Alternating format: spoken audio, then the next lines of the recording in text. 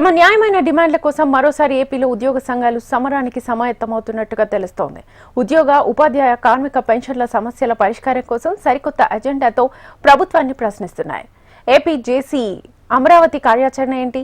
రాష్ట్ర వ్యాప్తంగా ఉద్యోగులను సమాయత్తం చేస్తున్న ఉద్యోగ సంఘాల JAC chairman, AP revenue services association అధ్యక్షులు బొప్పరాజు వెంకటేశ్వర్లతో మా నెల్లూరు ప్రతినిధి నరసింహులు ఫేస్ టు ఫేస్.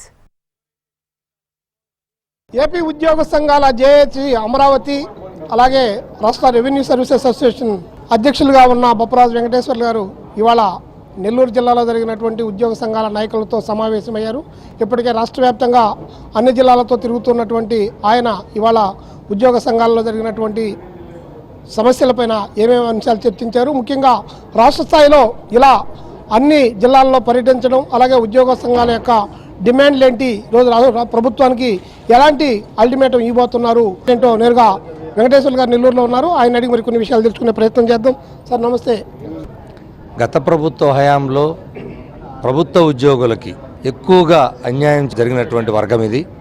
అందులో ప్రధానంగా ఉద్యోగులకి రివర్స్ పిఆర్సీ తీసుకోవటం కానీ, లేదా ప్రభుత్వం వెళ్లే ముందు కనీసం ఐఆర్ ప్రకటించి వెళ్లాల్సినటువంటి సాంప్రదాయానికి గండికొట్టడం కానీ, లేదా అప్పటి వరకు పెన్షనర్లు పొందుతున్నటువంటి అడిషనల్ క్వాంటమ్ ఆఫ్ పెన్షన్ని తగ్గించేయటం కానీ, లేదా కాంట్రాక్ట్ ఉద్యోగుల్ని పూర్తి స్థాయిలో రెగ్యులరేషన్ చేయకుండా కేవలం 40% అంటే కేవలం 3400 మందిని రెగ్యులర్ చేసి మిగతా వాళ్ళని వదిలిపెట్టడం కానీ, లేదా అవుట్సోర్సింగ్ ఉద్యోగులు వాళ్ళ జీతభత్యాలు పెంచాల్సినటువంటి స్థాయికి పెంచకుండా వదిలేయటం కానీ, అలాగే సంక్షేమ పథకాలు ఇవ్వకుండా వాళ్ళ ఉద్యోగి పేరుతో వాళ్ళకి వాళ్ళ కుటుంబ సభ్యులకు కూడా సంక్షేమ పథకాలు రద్దు చేయటం కానీ, ఇలాంటి అన్ని వర్గాలు, గ్రామవార్డు సచివాలయ ఉద్యోగులు కానివ్వండి, వాళ్ళకు సంబంధించినటువంటి అనేక ఇబ్బందులు కానీ, ప్రతి సెక్టారు ప్రభుత్వ ఉద్యోగుల్లో 16 లక్షల మంది అందరూ కూడా బాధపడేటువంటి దాంతో ఉన్నారు.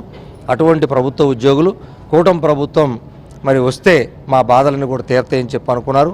అదేవిధంగా కూటమి ప్రభుత్వం కూడా ఎన్నికల మేనిఫెస్టోలోనే మేము వచ్చిన తర్వాత మెరుగైనటువంటి పిఆర్సీ ఇస్తాం, ఐఆర్ని వెంటనే ప్రకటిస్తాం, పిఆర్సీని ప్రకటిస్తాం, మంచి పిఆర్సీని ఇస్తాం, ఇలా అదే అవుట్సోర్సింగ్ ఉద్యోగుల సంక్షేమ పథకాలు అందిస్తాం, ఇలా అనేక సమస్యల్ని పరిష్కారం చూపిస్తామని వాళ్ళు మేనిఫెస్టోలో కూడా పెట్టడం జరిగింది.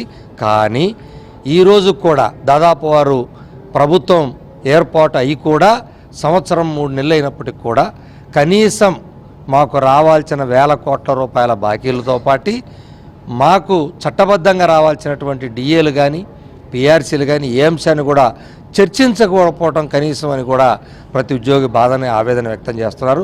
ఇందులో భాగంగానే మేము ఏపీ జేఏసీ అమరావతి పక్షాన ఇప్పటికే ప్రభుత్వం దృష్టికి అన్ని విషయాలు తీసుకువెళ్ళాం. ఇటీవల 20వ తారీఖు జరిగినటువంటి జాయింట్ స్టాఫ్ కౌన్సిల్లో సమావేశంలో కూడా గౌరవ చీఫ్ సెక్రటరీ గారికి చాలా స్పష్టంగా మా సమస్యల్ని, ఆర్థికేతర సమస్యల్ని వీలైనంత త్వరగా ప్రభుత్వం పెద్దలు చర్చించాలని, తదనుగుణంగా కొన్ని అంశాలైన పరిష్కారానికి చూపించాలని వారిని కోరాం. తప్పకుండా సమావేశం ఏర్పాటు చేస్తామన్నారు. మరి మేము కూడా ఆశిస్తున్నాం. ఇప్పటికే ప్రభుత్వ ఉద్యోగులు ఈ కుటుంబ ప్రభుత్వం మీద పెట్టుకున్నటువంటి ఆశలు ఒక్కొక్కటిగా సన్నగిలుతున్నాయి.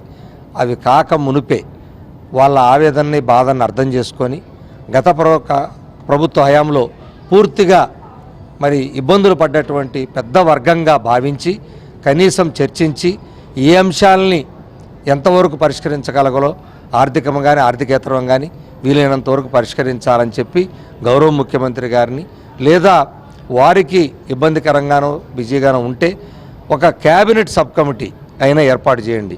ఎందుకంటే 16 లక్షల మంది ఉద్యోగోపాధ్యాయ, కార్మిక, విశ్రాంత, కాంట్రాక్ట్, అవుట్సోర్సింగ్ ఉద్యోగుల కోసం ఒక మెకానిజం ఏర్పాటు చేయాలి వాళ్ళ సమస్యల పరిష్కారానికి.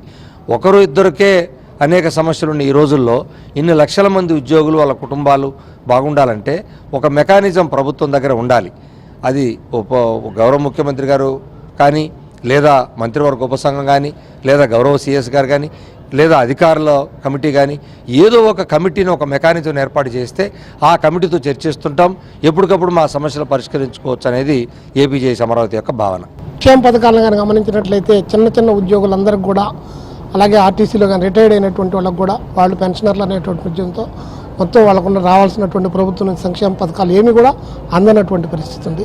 ఇంకోటి మీరు చెప్తున్నట్టుగానే ఇంతవరకు ఒక సబ్ కమిటీ రాలేదు, ఇంతవరకు ఏది దీనిపైన మీ భవిష్యత్ కార్యాచరణ ఎలా ఉండబోతుంది?